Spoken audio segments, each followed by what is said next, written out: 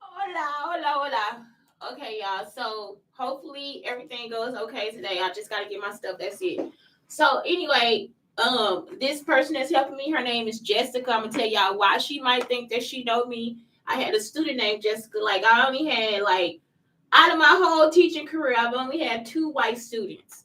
And the reason why I had them the reason why I had a white student at Gateway Elementary is because Dr. Howard probably set it up, or whoever tried to set it up so I can have a white student.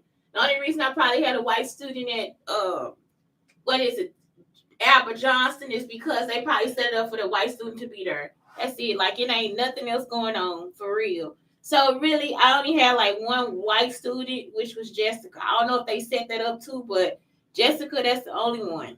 And Jessica and her mother used to live at a trailer park near the lake too. Like they lived in a trailer near the lake because she ended up having like trouble with somebody, so they had to. That's why she wasn't in a school district. Like she wasn't at a school that was in a district. So because they would have been considered homeless. You see what I'm saying?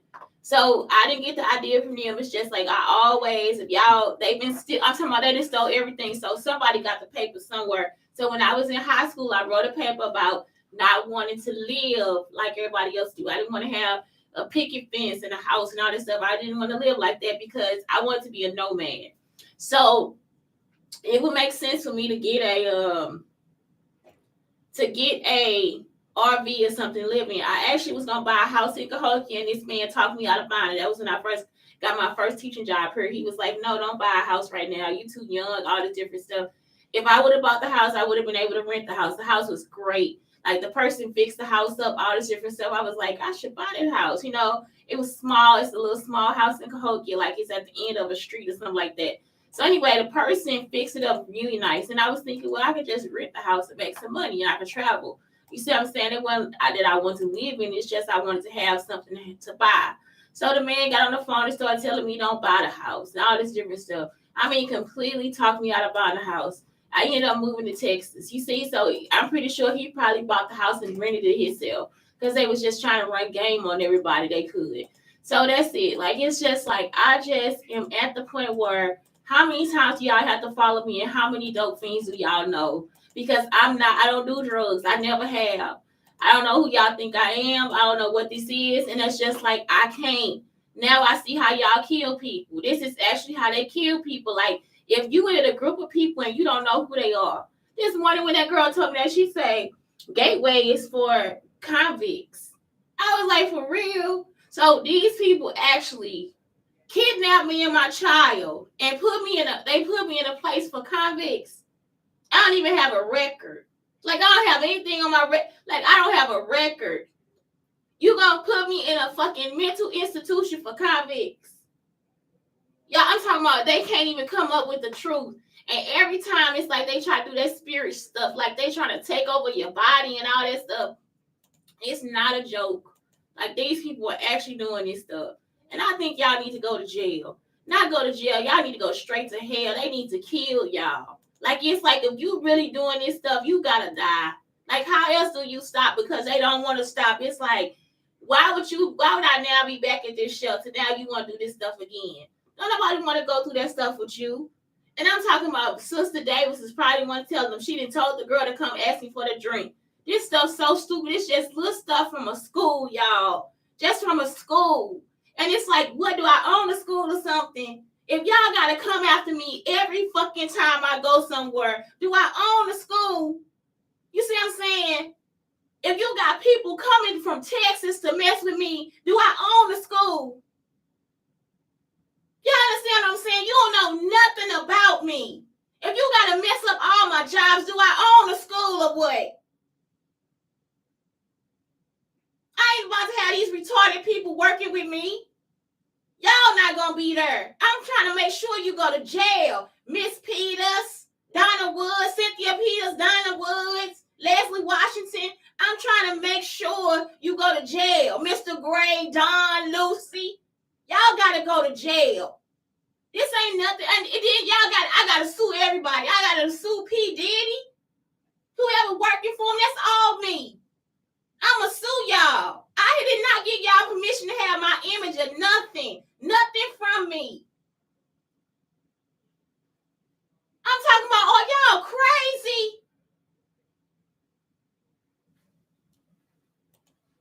I'm suing Marcia McDuffie. I'm suing you too. Ain't no sense of you coming in there trying to get my business and you can't do nothing to help me.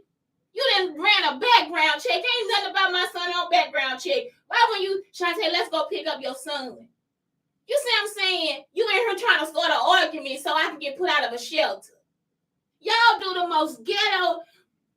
Y'all come up with the most ghetto situation, like solution. And then you want somebody to hire you at a school. You actually want somebody to hire you at a school. Y'all can say anything y'all want to in an interview. But when it's time for you to take action, can't none of y'all do nothing but run sin. Go against people and you raising a future. Then y'all will sit here and say it's the kids. When? When was it the kids? When was it the parents? All of y'all are sit in the office and act like y'all better than everybody that come through that door. Because they live in the projects. Because they got a bonnet on. Because he came here with a do-rag on. Ain't nobody looked at the fact the man picked up his child from school on time. Every time she come in here, she bringing paper towels and snacks. Because she got a little more food stamps than everybody else. Y'all ain't hearing me, though. You see what I'm saying? All this stuff I love, somebody will sit in the office and talk about them like a dog, and they barely making it their damn self. You see what I'm saying? This money ain't nothing for us to be in here trying to brag about. You think a teacher's salary is something for me to brag about? It ain't. But then when they see how I live, they just, I was rich. You ain't got to try to prove nothing to me, Miss Sutton. You see what I'm saying? I wasn't against you. I ain't in competition with none of y'all. Don't none of y'all know nothing about me. I'm talking about nothing. And the little that you did find out, you wanted me to start being somebody else. I can't just wake up one day and want crack in my arm. Y'all understand what I'm saying? The stuff y'all do is just so freaking idiotic. And I'm talking about this is a daily situation. This is a daily practice that I'm stuck in.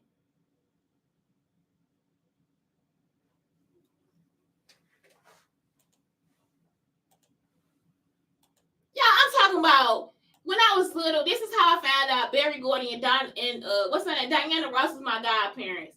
Somebody just ran up to me. One of my cousins came and was like, Barry Gordy and Diana Ross are your godparents. And were like that. You know what I'm saying? I'm talking about they hated me forever. And when I was little, people would come and tell me. And I'd be like, okay, I'm just playing. All I do is sit and play. That's it. It was like they were more worried about it than I was. So I got adults jealous of me, kids jealous of me. That stuff really did hit me one day. I was like, wait a minute. That's my godparents. And when I was little, y'all, I didn't know. It's like, okay, that's who they are. I was around so many rich, like I was always around people with money. It didn't matter. Like nothing mattered. Y'all understand what I'm saying? Y'all, it's like it never mattered to us. So it was like, and really to me, because I was the one that went on the play dates, all this different stuff. So it's like I never met them or anything. All I know is that's what that is. That's they my godparents. That's it. And people would just walk up and tell me. Like it wasn't like something that my family didn't tell me. It's just like the people in the neighborhood would tell me more than anybody else. And so it's just like, okay, that's who they are. Move on with my life. That's it. And so it's like y'all really are crazy. And it's like, I don't even know if that's true for real. My grandmama, I think she wrote in the Bible or something. She wrote in the Bible and put it in a drawer or whatever. They write down everything in the Bible. So it's like, if that's the case, it was because of my grandfather. That's it. And so it's like, y'all really don't know my grandfather. They killed my grandfather too.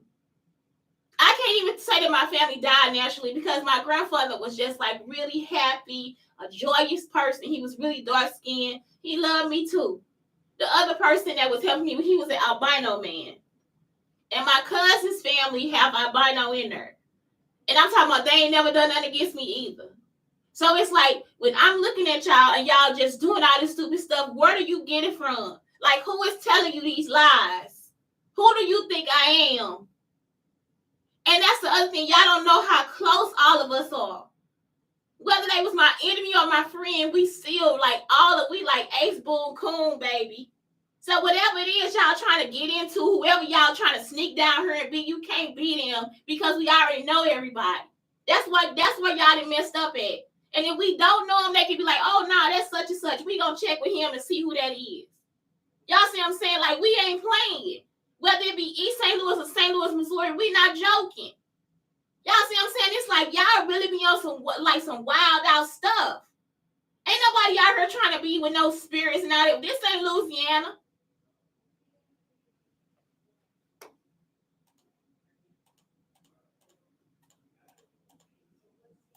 Okay, y'all. So today I'm going to talk about the Pomodoro technique.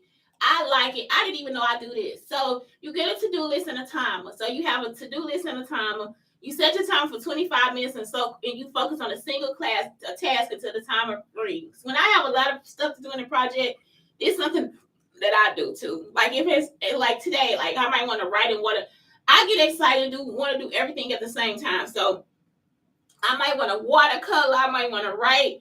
I might want to finish a song. You see what I'm saying? So it'll be like, I do this so I can hurry up and complete it. Or like when I'm at home, like when it's just me and Blake and I got a project I've been working on, I will work on the project until the end. So also, while I'm working on the project, I'll be thinking of more stuff to do to the project. So I have to actually stop and give myself I'll stop and give myself a day or two to look at it. I hang it up, walk by it and look at it, give myself a day or two, come back and look at it. You see what I'm saying? So it's like, this works for me because it's something I do. When your session ends, mark off one Pomodoro and record what you completed. So it's like, because I would sit down, because I plan the way I do. After I get done with something, I sit down and I want to write down notes about what it is. This can also help if you need therapy. So if you need art therapy, you can analyze, you can do whatever.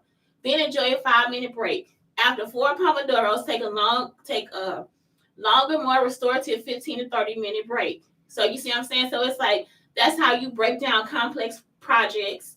You get small tasks to go together. And once the Pomodoro is set, it must ring. So that's what it is. Like, if you're doing the Pomodoro, like once you've done it, all of it, like it's almost like, then you just congratulate yourself. By the end, you give yourself like a fun thing to do. You see what I'm saying? So if I want to play the video game, I go ahead and complete everything. And after a while, it becomes like a thing that you just do. So it's like, okay, well, after I get this, I play the video game. Like I always say, oh yeah, I got myself coffee. So it's like, that's my reward. All this, like I love coffee. So it's like, I'm going to go and give myself a coffee after I finish all this stuff. And it's like, nobody has to tell me anything.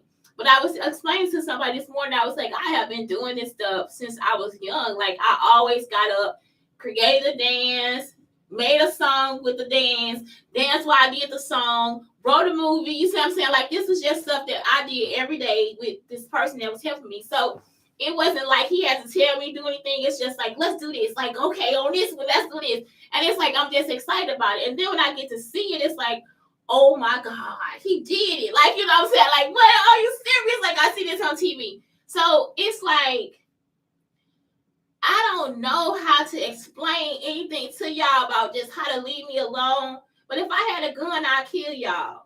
If I had the chance, I would invite you to dinner and poison every last one of you at the table. And that's how I feel, because my life was never your business. You understand what I'm saying? If I had security, I would want them to kill you. It's not a situation where I'm going to second guess it. I need for you to be stopped. You see what I'm saying? I don't need you writing somebody in jail and telling them to check on me and all this different stuff. I believe that if y'all had the chance, you would eat my body too. It's not a joke. That's how crazy y'all are. It's like, am I that fucking cute? You know what I'm saying? Is that, are you making that much money? You know what I'm saying?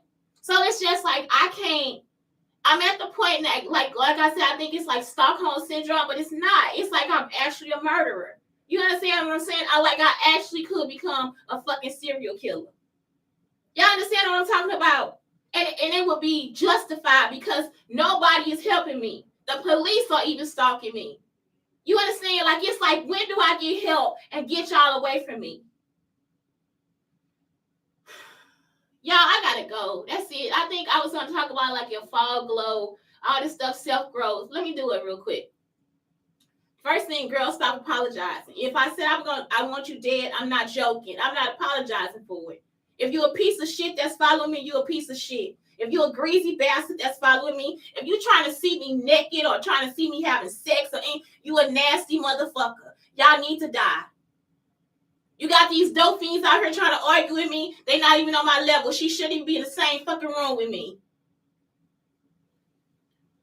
Quiet, boundaries, never eat alone, come as you are, sapiens, become, I don't know what this is. Now that she didn't went too far. That's not self-growth. Anyway, I saw this thing, 5 tips for glowing summer skin. Protect your summer skin. In the fall, I heard the sun really does shine. Exfoliate, make sure you skip sugar first and then baking soda. Nutrition, eat stuff that gives you water. Supplement, don't take anything, just get some green vegetables, dress appropriately, get the skin glowing. Have a great day. Blake, thank you and I love you.